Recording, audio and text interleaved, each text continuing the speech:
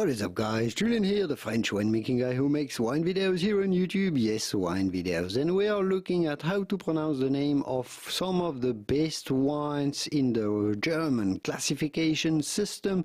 The wineries that are a member of this association of some of the top producers in Germany are part of the Prädikat German classification wine system. So those wines come under the VDP system, and they are called Prädikatsweins. You are going to be finding some wines that come under different sugar levels, the Rieslings in particular, such as Auslöse, Spätlöse, Kabinett, Birnenauslöse, Trockenbeerenauslöse. All of those are part of the Prädikat wine classification system. And those are called Prädikatswein. Prädikatswein. Prädikatswein.